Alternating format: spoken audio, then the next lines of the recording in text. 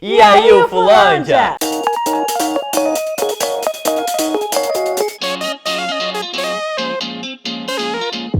Daqui praticamente um mês teremos o Dia da Consciência Negra e o programa Comunica de hoje traz as implicações por trás dessa data. Essa aqui é a professora Nicéia Quintino, do Instituto de Química aqui da UF e que também faz parte da Associação de Pesquisadores Negros do Brasil.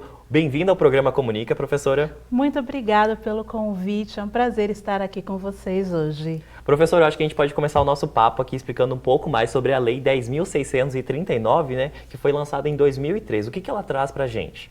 Ela fala sobre a obrigatoriedade do ensino de história e cultura africana e afro-brasileira em todos os níveis educativos, desde a educação infantil até o ensino superior. É importante que a gente fale sobre a história dos africanos, sobre a história dos afro-brasileiros, tanto aqui como na África. Ela foi criada, né, porque ela também, a cultura negra também faz parte da formação da nossa sociedade, Sim. né? Por que você acha que eles resolveram somente agora, né, neste século, fazer isso? Então, essa lei, ela altera uma linha da LDB, que é a Lei de Diretrizes e Bases da Educação. E a gente percebe que dentro da educação brasileira se fala muito pouco da cultura africana, da cultura afro-brasileira e da cultura indígena também. Então a gente tem uma outra lei, que é a 11.645, que é só de 2011, que vai obrigar a ensinar história e cultura, tanto dos africanos, como dos afro-brasileiros, como dos indígenas, em todos os níveis educativos. Então é importante estudar em todos os níveis, desde a educação infantil, questões ou a história, a cultura dos africanos e dos afro-brasileiros, que compõem hoje a maior parte da população brasileira. Professora, e assim, a gente também tem essa data, né, do Dia da Consciência Negra por conta da homenagem que foi feita a Zumbi dos Palmares. O que essa lei, essa diretriz também fala sobre isso, sobre esse dia?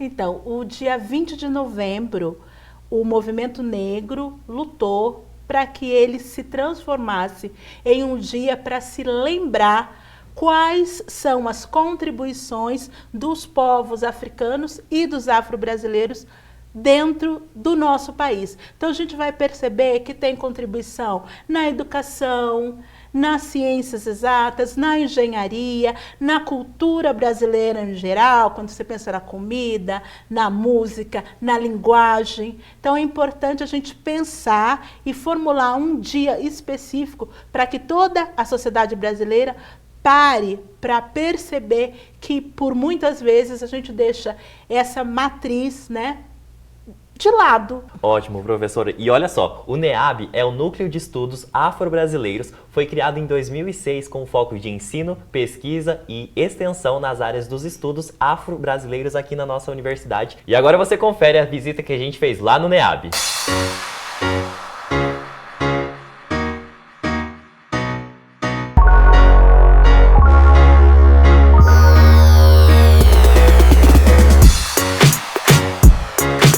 Pessoal, estamos aqui no NEAB com a Jane Maria dos Santos, que é técnica administrativa da Diretoria de Ensino da UF, né? E inclusive ela já participou de um dos nossos programas falando sobre a Comissão de Heteroidentificação da UF. Se você não assistiu, clica aqui no card para ver. E hoje ela vai explicar um pouco melhor sobre as atividades que o NEAB desenvolve aqui na UF. Jane, quais atividades práticas que o NEAB já fez e por que ele existe?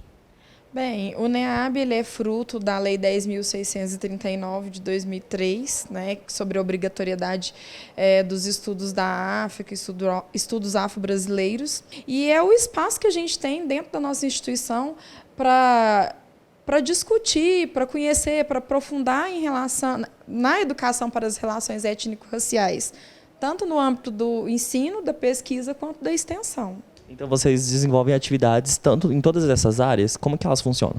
Sim, nós desenvolvemos atividades em todas essas áreas e elas funcionam através das coordenações. A equipe do NEAB ela tem a diretoria executiva. Além deles, nós temos as coordenações. Conforme qualquer um pode ver lá no site do NEAB, na página do NEAB, nós nos organizamos em todos esses sentidos. Então, nós temos ações formativas no âmbito do ensino, já tivemos programas de cursos de especialização. Então, a gente vem sempre se organizando na luta, no movimento, na militância em relação aos espaços que o negro vem constituindo tanto dentro da universidade quanto fora. E, Jane, explica pra gente que linhas de pesquisa que vocês costumam explorar aqui no NEAB, que servem de referência para outros estudos, como que é? Nós temos diferentes linhas de pesquisas que também vão de acordo com os pesquisadores em questão e também dependendo da área de formação de cada um deles, mas nós já tivemos, por exemplo, alguns destaques que me vêm à mente, é que, por exemplo, a resolução que hoje regulamenta dentro da nossa universidade a atuação da Comissão de Heteroidentificação, ela é fruto de um trabalho de conclusão de curso de um estudante, o Regis, que é vinculado ao NEAB, como nós temos também uma discussão junto à Pró-Reitoria de Gestão de Pessoas sobre as cotas raciais destinadas aos docentes negros, que também é fruto dos estudos de outro pesquisador daqui do NEAB, que é o João Gabriel. Jane, explica pra gente como que essa sala aqui funciona, né? Na prática, assim, o pessoal pode vir aqui visitar. Eu sei que vocês têm um acervo de autores negros, né? Como que as pessoas podem ter acesso? Sim, nós temos aqui no NEAB a nossa biblioteca, o nosso acervo, que tem uma vasta obra de autores negros, também de projetos que nós já participamos, como o projeto A Cor da Cultura. Todos esses trabalhos estão totalmente disponíveis para empréstimo para toda a comunidade, interna ou externa à universidade. Nós convidamos todos e todas interessados nesse assunto, nessa temática. O nosso núcleo está aberto, à comunidade. Perfeito, Jane. Muito obrigado pelas informações. Agora a gente volta lá no estúdio. Professor, e como que você vê que essa rejeição, esse legado renegado da intelectualidade negra no nosso país? E explica um pouco melhor o que é essa intelectualidade negra. Ok, então eu faço parte de uma associação, né? A BPN, Associação Brasileira de Pesquisadores e Pesquisadoras Negros e Negras.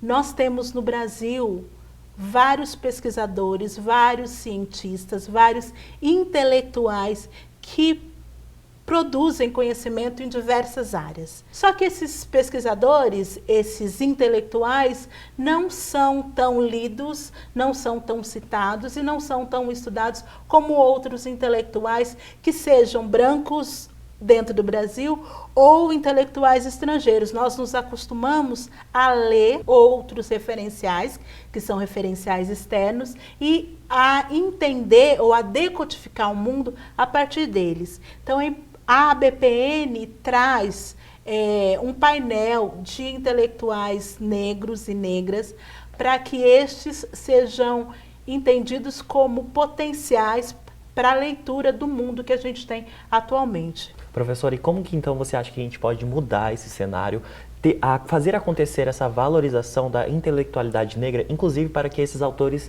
apareçam nas prateleiras das bibliotecas? É uma coisa assim que eu sempre falo para os meus alunos, você vê que eu me chamo de professora, a gente sempre lembra dos alunos. Eu pergunto sempre a eles qual foi o último pesquisador ou último escritor ou escritora negro que você leu. E aí eles demoram para identificar, porque é descomunalmente raro. A gente olha para um determinado autor, uma determinada autora, e dificilmente a gente imagina que ele seja uma mulher negra ou um homem negro. A gente deixa essas coisas porque a gente acha que não é importante. É importante, porque nós temos que demonstrar o tempo todo na sociedade que nós negros também conseguimos imaginar o mundo, pensar de forma racional, de forma sistêmica, de forma afetuosa. Nossa, professora, eu vou até lançar um desafio aqui para todo mundo que está assistindo a gente, refletir sobre isso que você está falando, assim, os autores que você está lendo, que você já leu. Você já pensou se é homem, se é mulher, se é negro ou branco? Se é indígena. Se é indígena. O que está por trás desse autor? Porque essa construção social de vivência dessa pessoa, com certeza, contribuiu para a pesquisa que ela está colocando ali, né? Exato. E a gente conhece agora a Poliana Fabrini, que é diretora de Igualdade Racial da Prefeitura de Uberlândia. Poliana, como que foi fazer a graduação na UFO, mestrado, e também quando que os estudos afro-brasileiros começaram a entrar na sua vida? Eu adentrei a universidade em 2009, né, pelo vestibular, me graduei em Ciências Sociais e fiz o mestrado, concluindo em 2016, também em Ciências Sociais. Eu falo que ser negra nesse espaço academicista, ele é uma resistência cotidiana, né? E acho importante frisar o quão é importante as políticas de permanência, inclusive as políticas ofertadas pela assistência estudantil da universidade. Minha dissertação foi voltada ao movimento de mulheres negras, a partir de um coletivo de mulheres negras que a gente havia criado em 2015 na universidade, que chamava Coletivo Bonecas de Piche. Ali me deu uma bagagem muito forte dessa questão de gênero e racial, o que foi muito importante até para consolidar a minha vinda ao município, a ter sido cotada como uma diretora de igualdade racial do município. Porque junto ao NEAB eu fazia várias ações na universidade. Então, esse caráter conceitual e de ações mais pontuais voltadas para o movimento negro é que me ajudou, de certa forma, a trilhar um caminho também aqui. Que tipo de ações que vocês realizam? Sim. Eu gosto de conversar muito com a base, então, por ter uma aproximação com os vários nichos do movimento negro de Uberlândia, que está ali representado na Congada, no Carnaval, das mulheres negras realmente afroempreendedoras, que a gente tem muito, né, artesãs que trabalham com esse nicho. Temos também aqui no município o Conselho Municipal de Promoção da Igualdade Racial, que é onde a gente consegue falar com vários nichos da religiosidade e conseguir entender essas demandas para uma construção mais sólida de um trabalho em promoção à igualdade racial. Bacana, Poliana. Então, para a gente finalizar aqui, né, o 20 de novembro tem a mesma importância de antigamente? O que isso simboliza, inclusive para o nosso município? O 20 de novembro ele é uma data de resistência, né? Óbvio que ele tem a sua importância, sim, e precisamos atuar de uma forma para além desse 20 de novembro, que eu percebo que por vezes a gente fica muito pautado também só nas ações voltadas ao 20 de novembro ou ao mês de novembro num todo. E consciência negra ela tem que ser todos os dias do ano, todos os meses, né? Mas não podemos negar a importância dessa data enquanto um marco para o movimento negro. E talvez por esse motivo ela ainda é tão resiliente, né? Ainda existe, indiferente de feriado ou não só no município de Uberlândia, como em outras regiões aqui e em âmbito nacional. Ainda tem esse contexto que é importante para a nossa comunidade. Perfeito, Poliana. Muito obrigado pelas informações e pela entrevista. E este foi o programa Comunica de hoje. Professora Nicéia, muito obrigado pela sua presença e também pelas suas explicações aqui no programa. Eu agradeço muito o convite de estar aqui hoje para falar da lei, do 20 de novembro, e agradeço por vocês estarem pensando, né, nessa pauta, que é uma pauta importante para o mês de novembro. Sim, a gente tem certeza que na cidade inteira vai acontecer atividades para lembrar, 20 de novembro é o Dia da Consciência Negra, né, para lembrar a todos sobre a importância dos negros para a cultura e para o Brasil. Realmente, a consciência negra, esse dia, não é só importante para o movimento negro, é importante para todos nós, para toda a nossa universidade também. Comenta aqui embaixo o que você achou desse vídeo. Não esqueça de compartilhar e deixar o seu like. Clica no sininho para ativar as notificações e se inscreva no nosso canal. Siga a UFO em todas as redes sociais e até o próximo Comunica UFO. Tchau!